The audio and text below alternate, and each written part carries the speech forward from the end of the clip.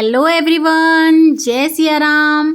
और आज की इस वीडियो में हम लोग देखेंगे कि पूरे साल भर के लिए हम दिए कैसे दान कर सकते हैं, कब दान करते हैं, इन्हें किस तरह से बनाया जाता है और कहाँ कहाँ ये दान करने हैं, वो मैं आपको आज की वीडियो में बताने वाली हूँ। जैसा कि आप सभी लोग जानते ही हैं कि कार्तिक मास में दीपदान का विशेष महत्व रहता है। कार्तिक मास में आप जितने हो सके उतने दीपदान ज़रूर करें। और आज हम देखेंगे कि 365 वाला बाती का दिया हम कैसे बना सकते हैं, उसे कैसे हम दान कर सकते हैं। तो देखिए, इस तरह के जो गोले होते हैं ना, सूखे वाले नारियल, उसमें ये दिए बनाए जाते हैं। लेकिन अगर आप नहीं बनाना चाहते इसमें तो कोई बात नहीं, आप मिट्टी का दिया भी ले सकते हैं। लेकिन देखिए, इस तरह के अगर आप गोले में या नारियल में रखते हैं ना, तो बाती अच्छे से जलती भी है। और हमारे यहाँ तो देखिए हमेशा इसी में जलाए जाते हैं, तो हम यही लेते हैं। आप चाहें तो मिट्टी का ले लें। तो देखिए, इस तरीके से आप इसे बीच में से काट लें, लिटा हुआ, मतलब ऊपर से आपको आधा आधा नहीं करना, लंबाई में आपको काटना है, जिससे थोड़ा सा ये है बड़ा दिया बने, चोंच वाला, उस तरह से आप काटिएगा। और देखिए, हमारे यहाँ पे तो ना नारियल लेडीज़ नहीं काटती हैं, तो या तो मैं अपने हस्बैंड से इस तरह से देखिए आधा आधा कटवा लेती हूँ। इसे पाली भी बोलते हैं।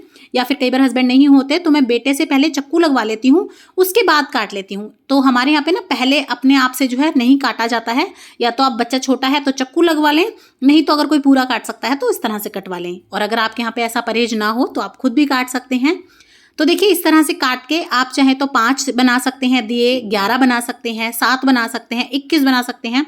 तो देखिए, जितना आपका सामर्थ हो, आप बना सके उतने आप बना लें।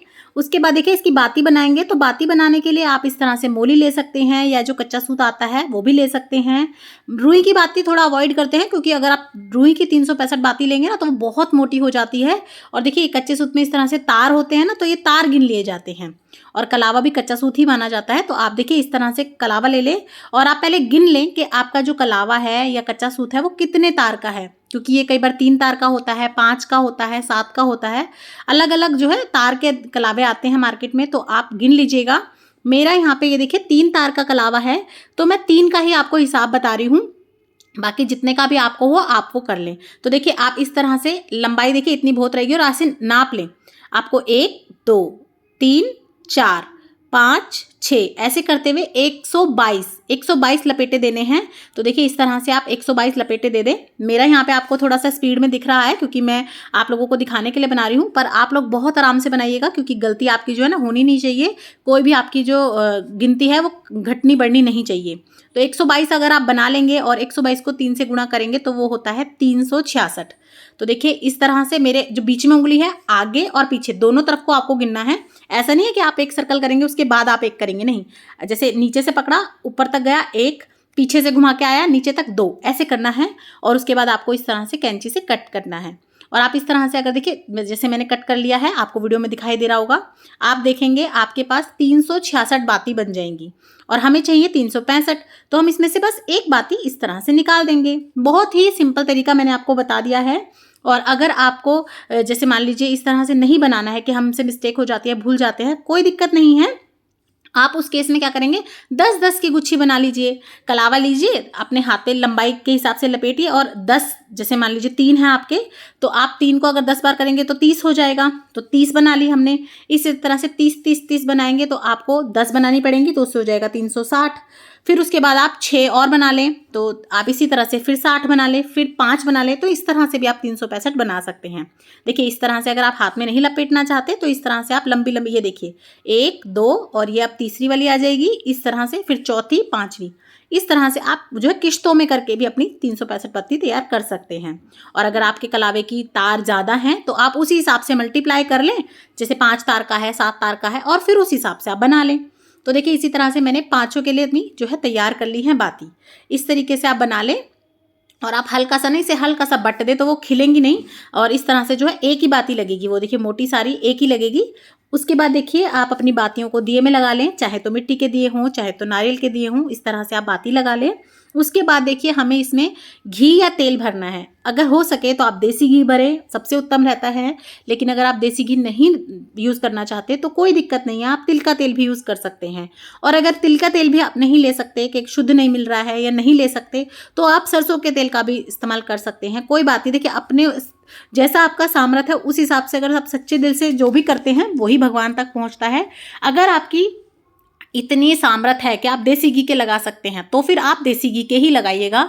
नहीं तो देखिए भगवान है, वो जैसा आपको देता है आप उनको वैसा ही अर्पण करेंगे।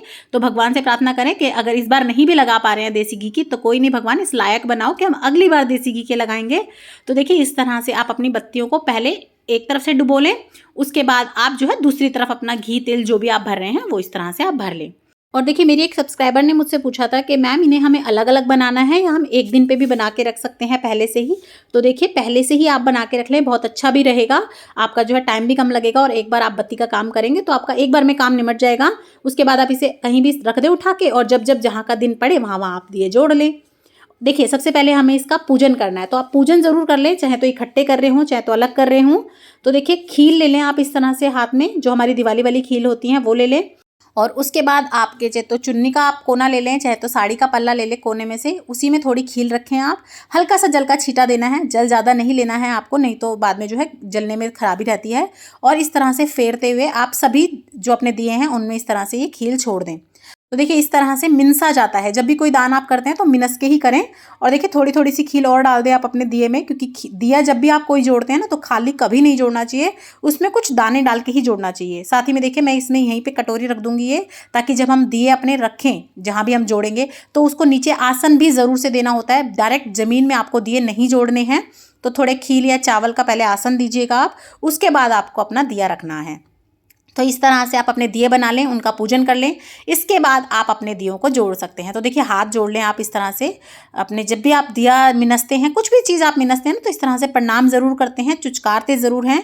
उसके बाद देखिए मैं आपको बता देती हूँ ये दिए आपको करने कब होते हैं दान। तो देखिए कार्तिक मास में दीपदान का विशेष महत्व होता है। तो ये जो दीपदान होते हैं ये कार्तिक मास में किए जाते हैं, और कुछ लोग इसे संक्रांत वाले दिन भी करते हैं, तो आप संक्रांत पे भी कर सकते हैं। वैसे विशेष रूप से जो है कार्तिक में किए जाते हैं ये दीपदान। अब बात कर लेते हैं ये दीपदान आपको करने कहाँ कहाँ हैं। तो देखिए सबसे पहला दीपदान आपको करना होता है गौ माता के निमित्त।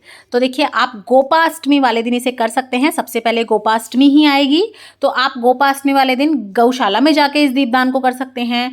और हो सके तो गाय का जो खूंटा होता है ना, वहाँ पे आप ये दीपदान करें, क्योंकि ऐसा माना जाता है कि गौ माता के अंदर हमारे सभी देवी देवता होते हैं। और देखिए रोज रोज तो गौ माता के निमित्त हम दीपदान नहीं कर पाते हैं, तो इस तरह से अगर आप साल भर का एक बार दिया दान करेंगे तो आपको पूरे साल भर का पुण्य मिलता है। तो आप देख लीजिएगा, या तो आप गौशाला में कर सकते हैं, या अगर आपके आसपास कोई गाय रखते हैं तो आप उनसे पूछ के वहाँ भी कर सकते हैं। तो पहला दिया हमें गौ माता का दान करना है। और गोपाष्टमी वाले दिन आप कैसे पूजा करेंगे उसकी वीडियो चैनल पे आ चुकी है, ज़रूर देख लें। दूसरा दिया आप आंवला नवमी वाले दिन दान कर सकते हैं, जो कि गोपाष्टमी के अगले दिन ही पड़ती है।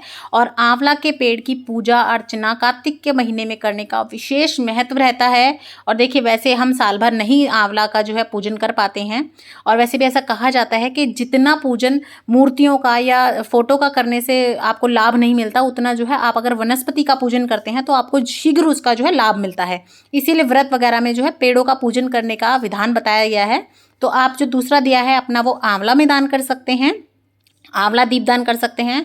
तो दूसरा दिया हम आंवला में दान करेंगे।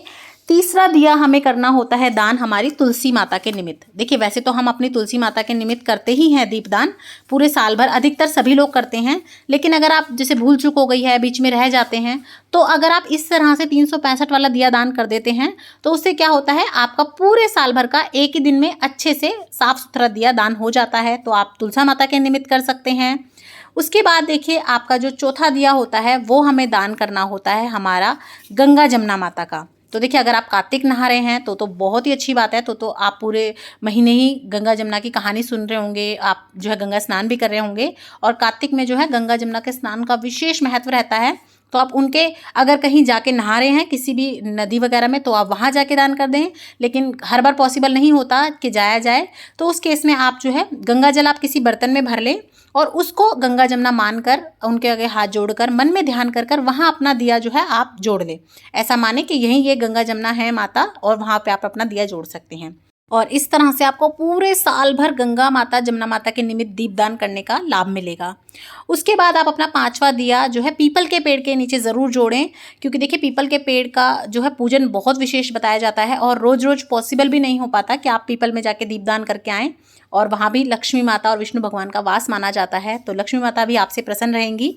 तो आप पीपल में दान ज़रूर करें, दीपदान 365 बाती वाला, तो आप वहाँ कर सकते हैं। इसके अलावा आप चाहें तो अगर इनमें से आप कोई जगह चेंज करना चाहें तो भी, या अगर आप ज़्यादा दिए दान कर रहे हैं तो भी मैं आपको बता दूं, आप शिवालय में करके आ सकते हैं, यानी कि शिव जी के मंदिर में, जिससे आपको मंदिर में दीप दान करने का विशेष महत्व मिलता है।